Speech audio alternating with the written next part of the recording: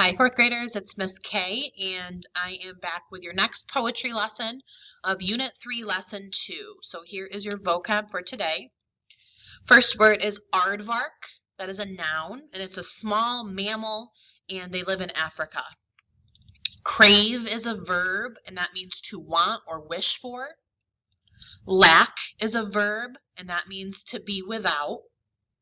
A newt is an amphibian found in many parts of the world, so they live in water and land. A steed is a horse, usually ridden by someone important or a warrior.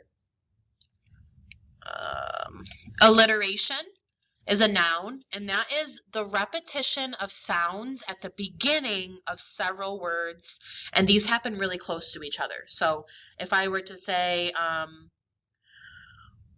Willie was weary, I use the W. Or Dan dances dangerously. So I'm repeating that same first sound over and over. Dedication is a noun, and this is a note in or after the title that shows who the author is writing this for. So it could be for someone special, a family member, they dedicate their writing to someone. Repetition is saying the same letters, sounds, or words over and over again, so repeating the same thing. A slant rhyme is a noun, and those are words that share only the final consonant sound. So they don't rhyme completely, they share just that last consonant sound. All right, so we're going to read two poems today. The first one's very short, and this one is called Ask Aiden. Are aardvarks anxious? Do dragons dream? Ever seen an eager elephant? Newts are never nervous, are they? I'll read it one more time. Pay attention to the sounds I'm saying. Are aardvarks anxious? Do dragons dream? Ever seen an eager elephant? Newts are never nervous, are they? All right, first question says, look at the first line. What do the words in this line have in common? So do they all start with an A? Are they all nouns? Do they all end with an S, or are they all adjectives? Number two, what is the definition for infer? We talked about this yesterday. When we are looking at things, we think about what we know, we look at the new information, and we come up with a new idea. So is this making a guess, reaching a reasonable conclusion, reading closely, or finding text evidence? And number three, I want to know what similarities do these lines have to one another? So how are these four lines similar to each other?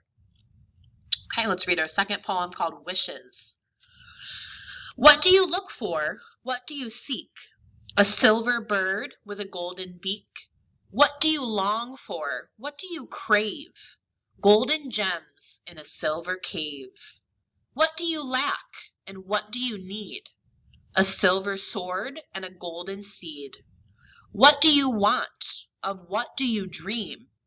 A golden ship on a silver stream. What do you have and what do you own? A silver robe and a golden crown. What would you be? Oh, what would you be? Only the king of the land and the sea. Number four asks, what does this poem have in common with the first poem? So what does Wishes have in common with Ask Aiden? So reread them. What is the same? Are they both repeating letters every line? Are they both only 5 lines long? Are both speakers asking the reader questions? Or are both using rhyming? Number 5, how many lines does this poem contain? So remember, each one is a line, so you're going to go through and count how many lines this poem has. 6, how many stanzas? So remember, stanzas are like paragraphs, so look for those breaks. Are there any breaks within the poem? Count how many stanzas are within the poem. And for the rest of the questions, I give you an image, and I want you to choose what part of the poem is represented from the image. So here's the first one. You're going to choose which lines are shown here. Here's the second one. Here's the next one. We got a horse and a sword. We have a ship and some water. It's a robe and a crown. And then this is everything together. And the very last question asks, oops, got to fix that. What does the speaker of this poem want to be? So you can restate by saying the speaker wants to be blank. Make sure you go back in that poem and find the answer. What did they say they wanted to be? All right, that is all for today. I hope you guys have a great rest of your day, and I'll see you tomorrow. Bye, Adams.